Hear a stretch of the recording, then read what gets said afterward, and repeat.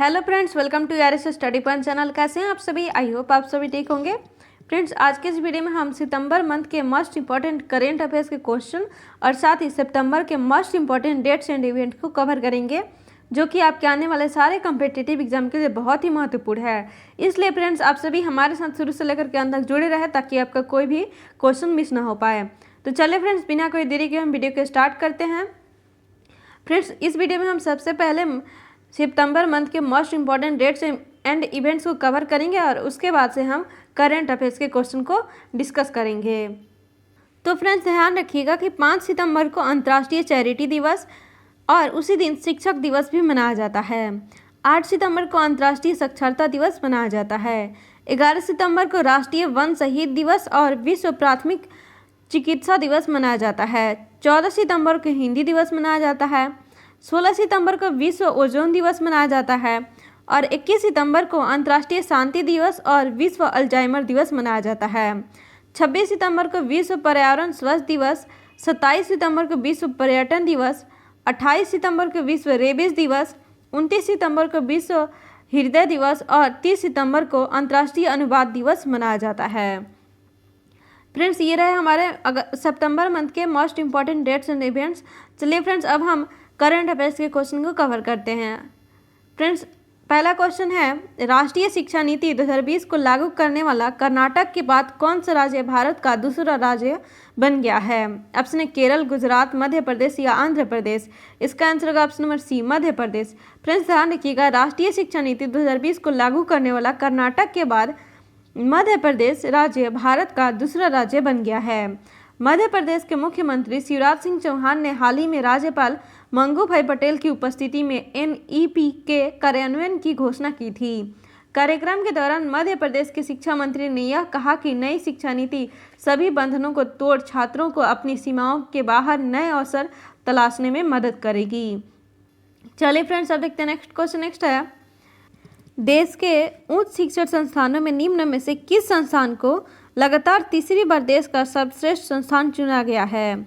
Option है IIT Delhi, IIT Kanpur, IIT Madras या IIT Kharagpur. इसका आंसर होगा option number C, IIT Madras. Friends, ध्यान रखिएगा, आईआईटी मद्रास ने नेशनल इंस्टीट्यूशनल रैंकिंग फ्रेमवर्क अर्थात NIRF 2021 में शीर्ष रैंक हासिल किया है। आईआईटी मद्रास को ओवरऑल और इंजीनियरिंग श्रेणी में नंबर 1 स्थान दिया गया है। चलिए फ्रेंड्स, अब देखते हैं नेक्स्ट क्वेश्चन है, हाल ही में भारतीय रेलवे के किस स्टेशन को यात्रियों को उच्च गुणवत्ता वाला पौष्टिक भोजन उपलब्ध कराने के लिए 5 स्टार ईट राइट स्टेशन प्रमाण पत्र से सम्मानित किया गया है? ऑप्शन है Rajendra Nagar station, Chandigarh station, Kanpur station या आगरा स्टेशन। इसका आंसर होगा option number B, Chandigarh station. Friends, ध्यान रखिएगा, हाल ही में भारतीय रेलवे के चंडीगढ़ स्टेशन को यात्रियों को उच्च गुणवत्ता वाला पौष्टिक भोजन उपलब्ध कराने के लिए 5 स्टार ईट राइट स्टेशन प्रमाण पत्र से सम्मानित किया गया है। चंडीगढ़ रेलवे स्टेशन यह प्रमाण पत्र प्राप्त करने वाला देश का 5वां स्टेशन बन गया है। चलिए फ्रेंड्स, अब देखते हैं नेक्स्ट क्वेश्चन। नेक्स्ट है, हाल ही में किस देश के प्रधानमंत्री योशिहिदे सुगा ने अपने पद से इस्तीफा देने की घोषणा की है? ऑप्शन है नेपाल, जर्मनी, भूटान या जापान। इसका आंसर होगा option number D, Japan. Friends, ध्यान रखिएगा, हाल ही में जापान के प्रधानमंत्री योशिहिदे सुगा ने अपने पद से इस्तीफा देने की घोषणा की है। कोविड-19 महामारी के दौरान सरकारी प्रबंधन को लेकर लोगों में व्याप्त आक्रोश के बाद योशिहिदे सुगा को पद से इस्तीफा देना पड़ा। चलिए फ्रेंड्स, अब देखते हैं नेक्स्ट क्वेश्चन। नेक्स्ट है, संयुक्त राष्ट्र की एक रिपोर्ट के अनुसार वर्ष 2021 में भारत की विकास दर निम्न में से कितने प्रतिशत रहने का अनुमान लगाया गया है? ऑप्शन है 5.2%, 6.2%, 7.2% या 8.2%। इसका आंसर होगा ऑप्शन नंबर सी, 7.2%। फ्रेंड्स, ध्यान रखिएगा, संयुक्त राष्ट्र की एक रिपोर्ट में कहा गया है कि भारत की आर्थिक वृद्धि दर 2021 में 7.2% रहने की उम्मीद है, लेकिन अगले साल वृद्धि में कमी आ सकती है। चलिए फ्रेंड्स, अब देखते हैं नेक्स्ट क्वेश्चन। नेक्स्ट है, केंद्रीय कृषि और किसान कल्याण मंत्रालय ने 14 सितंबर 2021 को निजी कंपनियों के साथ कितने समझौते ज्ञापनों पर हस्ताक्षर किए? ऑप्शन है 7, 8, 10 या 5। इसका आंसर होगा ऑप्शन नंबर डी, 5। फ्रेंड्स ध्यान रखिएगा, केंद्रीय कृषि और किसान कल्याण मंत्रालय ने 14 सितंबर 2021 को निजी कंपनियों के साथ 5 समझौता ज्ञापनों पर हस्ताक्षर किए हैं। कृषि मंत्रालय के मुताबिक जियो प्लेटफॉर्म लिमिटेड महाराष्ट्र के जालना और नासिक जिलों में किसानों को सलाह देने के लिए अपनी पायलट परियोजना का संचालन करेगा। चलिए फ्रेंड्स, अब देखते हैं नेक्स्ट क्वेश्चन। नेक्स्ट है, किस राज्य सरकार ने हाल ही में बाजरा मिशन लॉन्च किया है? ऑप्शन है बिहार, पंजाब, छत्तीसगढ़ या दिल्ली। इसका आंसर होगा option number C, Chhattisgarh. Friends ध्यान रखिएगा, छत्तीसगढ़ राज्य सरकार ने हाल ही में बाजरा मिशन लॉन्च किया है। और साथ ही फ्रेंड्स ध्यान रखिएगा, छत्तीसगढ़ के वर्तमान में मुख्यमंत्री हैं भूपेश बघेल। छत्तीसगढ़ सरकार ने राज्य को भारत का बाजरा केंद्र बनाने के उद्देश्य से 14 सितंबर 2021 को बाजरा मिशन लॉन्च किया है। चलिए फ्रेंड्स, अब देखते हैं नेक्स्ट क्वेश्चन। नेक्स्ट है, पंजाब के मुख्यमंत्री कैप्टन अमरिंदर सिंह के इस्तीफे देने के बाद निम्न में से कौन राज्य के नए मुख्यमंत्री बन गए हैं? ऑप्शन है चरणजीत सिंह चन्नी, डॉक्टर अमर सिंह, रवनीत सिंह बिट्टू, सुखवीर सिंह बादल। इसका आंसर होगा option number A, Charanjit Singh Channi. Friends ध्यान रखिएगा, चरणजीत सिंह चन्नी रामदसिया सिख समुदाय से ताल्लुक रखते हैं। कैप्टन अमरिंदर सिंह की सरकार में 16 मार्च 2017 को 47 वर्ष की उम्र में कैबिनेट मंत्री बनाए गए थे। चमकौर साहिब सीट से चन्नी तीसरी बार विधायक हैं।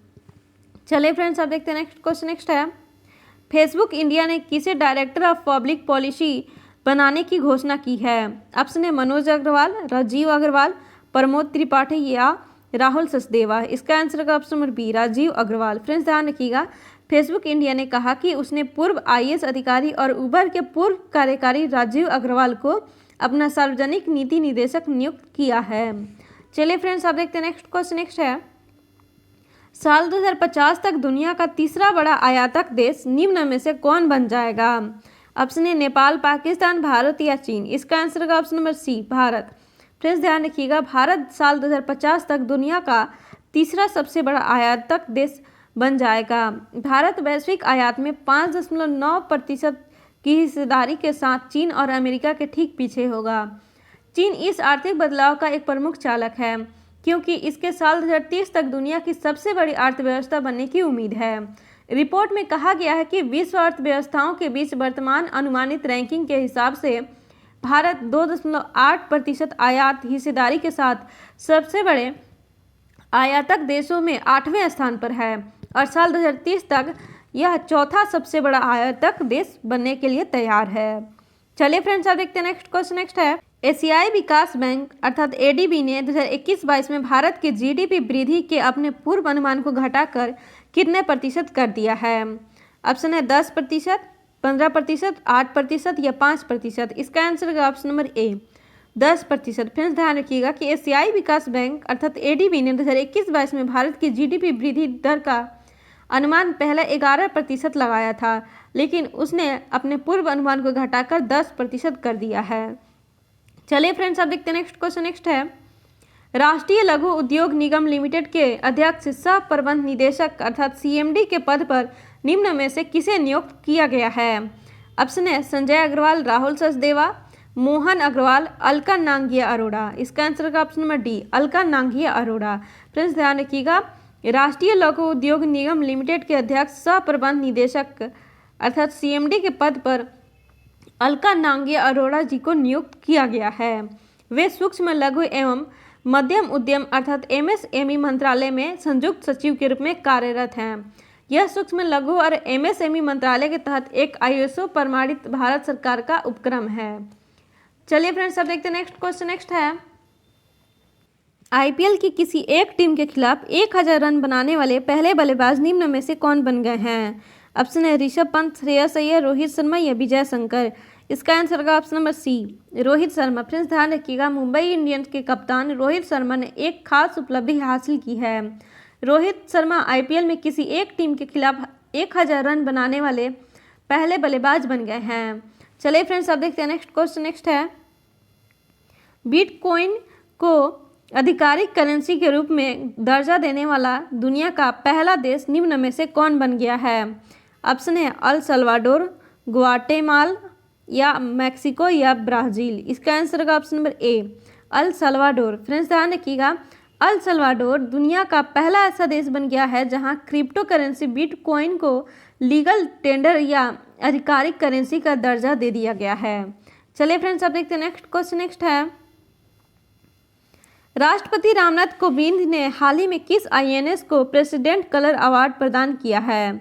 ऑप्शन है आईएनएस सिंधु रक्षक, आईएनएस हंस, आईएनएस अरिहंत या आईएनएस विक्रांत। इसका आंसर का ऑप्शन नंबर बी, आईएनएस हंस। फ्रेंड्स ध्यान रखिएगा, शांति और युद्ध दोनों स्थितियों में राष्ट्र को दी गई असाधारण सेवा के सम्मान में एक सैन्य इकाई को राष्ट्रपति द्वारा यह अवार्ड प्रदान किया जाता है। चलिए फ्रेंड्स, आज का हमारा वीडियो यहीं पे समाप्त होता है। फ्रेंड्स, अगर आपको ये वीडियो अच्छी और हेल्पफुल लगी हो तो इस वीडियो को लाइक कर दीजिए, अपने दोस्तों के साथ शेयर कर दीजिए, और अभी तक हमारे चैनल को सब्सक्राइब नहीं किए हैं तो ऐसे ही हेल्पफुल वीडियो देखते रहने के लिए हमारे चैनल को सब्सक्राइब कर दीजिए और बेल आइकन को प्रेस करना ना भूलें, जिससे आपको लेटेस्ट अपडेट का नोटिफिकेशन मिलती रहेगी। फ्रेंड्स चलिए अब मिलते हैं नेक्स्ट वीडियो में, तब तक आप पढ़ते रहिए, आगे बढ़ते रहिए। धन्यवाद।